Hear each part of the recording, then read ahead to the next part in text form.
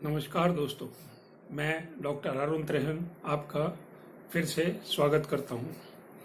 पिछले लेक्चर में मैंने आपसे प्यूरिफिकेशन और डीक्लटरिंग के विषय में बात की थी। आज मैं उसी सब्जेक्ट को आगे बढ़ा के जो हमारी नवपद होती है, हम अपने किसी भी जो भी हमारा घर है, व्यवसाय का स्थान है या कोई भी स्थान है, उसको हम 9 बराबर हिस्सों में बांटते हैं और इसके पीछे का जो विज्ञान है वो सारा सूर्य यंत्र से निकला है। सूर्य यंत्र को पंद्रिया यंत्र भी कहते हैं। इसके ऊपर कुछ नंबर होते हैं, जैसे मैं आपको चार्ट में दिखा रहा हूं। इसके सबसे ऊपर आपके पास 1 नंबर आता है, बीच में 5 नंबर, नीचे 9 नंबर। नॉर्थ ईस्ट के अंदर 8 नंबर, उसके नीचे 3 नंबर ईस्ट में, फिर साउथ ईस्ट में 4 नंबर, नॉर्थ वेस्ट में 6 नंबर, वेस्ट में 7 नंबर और साउथ वेस्ट में 2 नंबर। इसको आप चाहे ऊपर से नीचे, दाएं से बाएं, डायगनली कहीं भी अगर आप जोड़ेंगे तो इसका टोटल 15 होता है। इसको हम पंद्रिया यंत्र भी कहते हैं, इसको हम बगुआ भी कहते हैं। ये मैंने इसके अंदर आपको 5 तत्व दिखाए हैं जो लाल रंग में दिखे हुए हैं। पृथ्वी, जल, अग्नि, वायु, आकाश, और ऊपर दिशाएं लिखी हुई हैं, north west north, north east east, south and south west. इससे जो अगला चार्ट है, इसके अंदर आपको ये जो मैंने ऊपर आपको दिशाएं बताई थी, ये उन दिशाओं के हमारे प्लैनेटरी लॉर्ड्स हैं। जैसे नॉर्थ ईस्ट के अंदर जुपिटर, नॉर्थ के अंदर मरकरी, नॉर्थ वेस्ट के अंदर मून, वेस्ट के अंदर हमारे शनि, ईस्ट के अंदर सूर्य, ब्रह्म स्थान के ऊपर जुपिटर, साउथ ईस्ट में वीनस, साउथ में मार्स और साउथ वेस्ट में राहु। केतु को कई लोग साउथ वेस्ट में भी लेते हैं, कई नॉर्थ ईस्ट में भी लेते हैं। ये जो अगला चार्ट है, ये आपको देवताओं के बारे में बताता है। नॉर्थ ईस्ट में ईश देवता, नॉर्थ में कुबेर देवता, नॉर्थ वेस्ट में वायु देवता, ईस्ट के अंदर सूर्य देवता, बीच में ब्रह्म देवता और वेस्ट में वरुण देवता, साउथ ईस्ट में अग्नि देवता, उसके बाद में गया है, और इसके साउथ वेस्ट के अंदर नेत्रिति देवता। इसके अलावा जो है, अगर आप फेंगशुई वाइज जाएंगे तो वो भी 5 तत्व लेते हैं, water, would, fire, earth and metal. इसमें दिखा रखा है सेंटर की तीनों दिशाएं जो हैं वो अर्थ की हैं, ईस्ट और साउथ ईस्ट जो है वो वुड है, नॉर्थ वेस्ट और वेस्ट जो है वो मेटल है, सबसे ऊपर जो है वाटर है और साउथ के अंदर फायर है। ये मैं चार्ट आज आपको इसलिए दिखाया है क्योंकि अब मैं एक एक जोन को आपके साथ डिस्कस करना शुरू करूंगा। आज मैं शुरू करूंगा नॉर्थ वेस्ट से या उत्तर पश्चिम। मैं उत्तर पश्चिम से ही क्यों शुरू कर रहा हूं या नॉर्थ वेस्ट से ही क्यों शुरू कर रहा हूं, उसका भी एक कारण है। नॉर्थ वेस्ट, जैसे मैंने आपको बताया कि नॉर्थ वेस्ट के अंदर जो हमारे ग्रह हैं वो चंद्रमा होता है, जो देवता है वो वायु देवता है।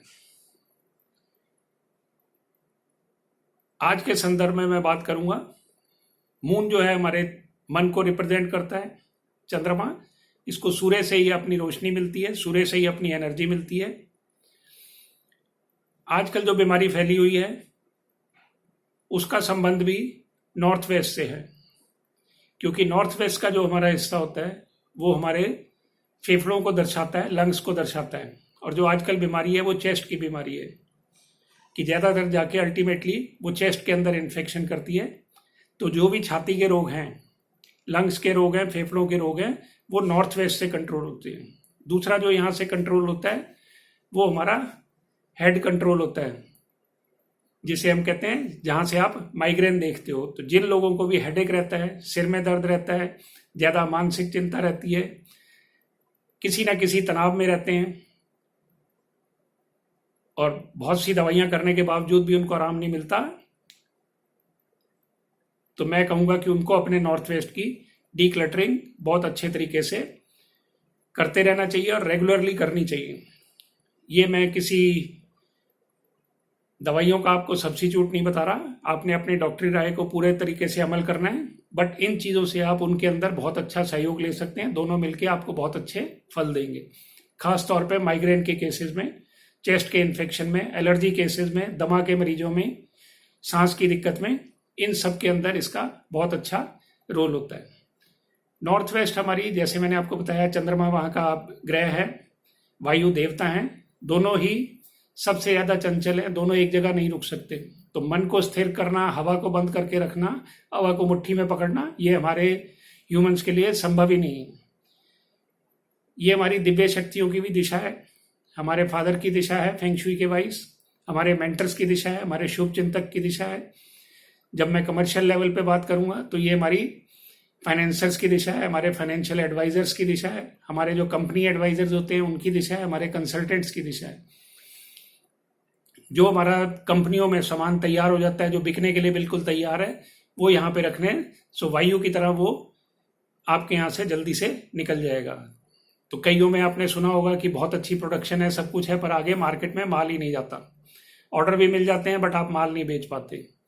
तो कहीं ना कहीं आपका सामान जो है किसी गलत जोन में पड़ा है, तो आप उसको नॉर्थ वेस्ट में शिफ्ट करने से इन चीज़ों का फायदा उठा सकते हैं। आज मैं बात करूंगा पर्सनल लेवल पे कि इससे हम अपनी सेहत का, हमारे लंग्स का, हमारी माइग्रेन, हमारे ब्रेन, हमारी मन की शांति का फायदा कैसे उठा सकते हैं।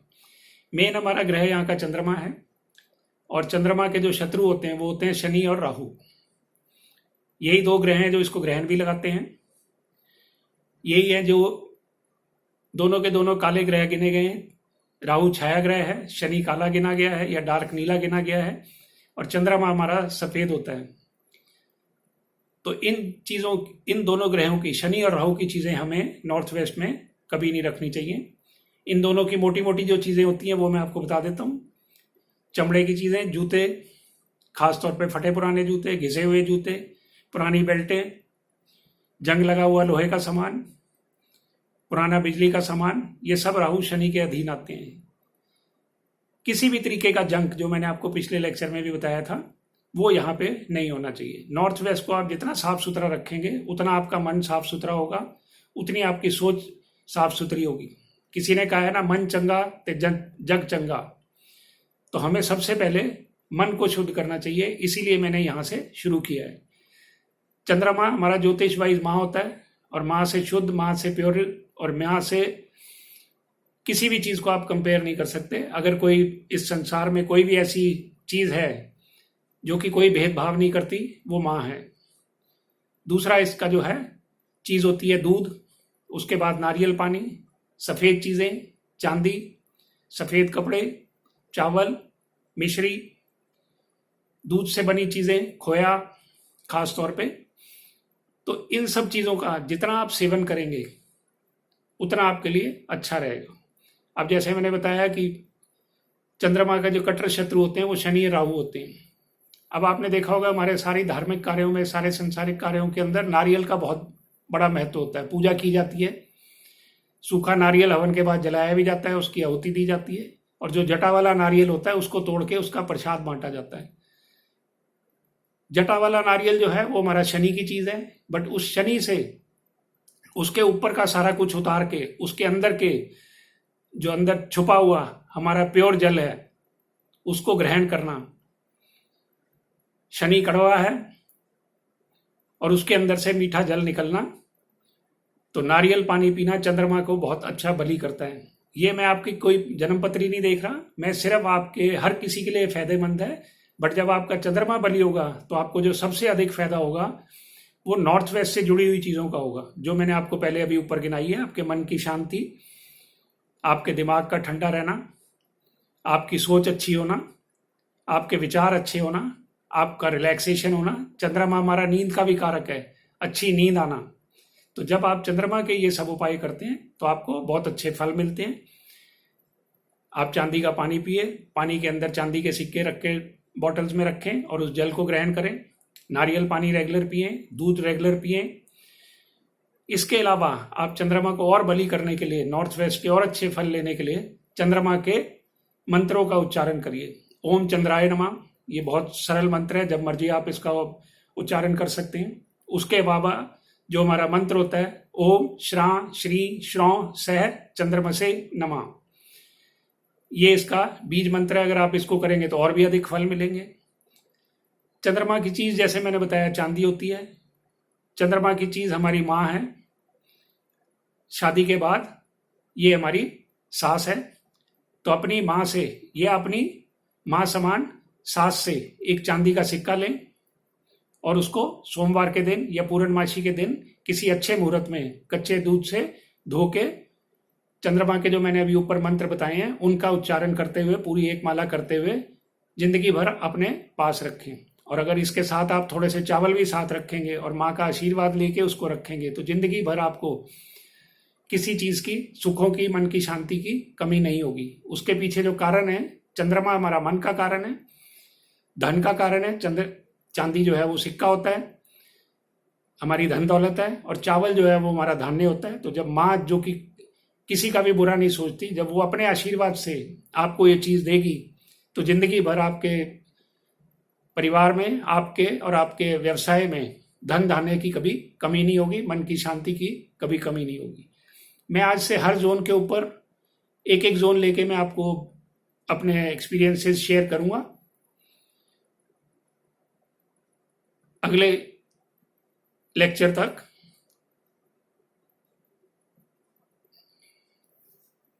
धन्यवाद।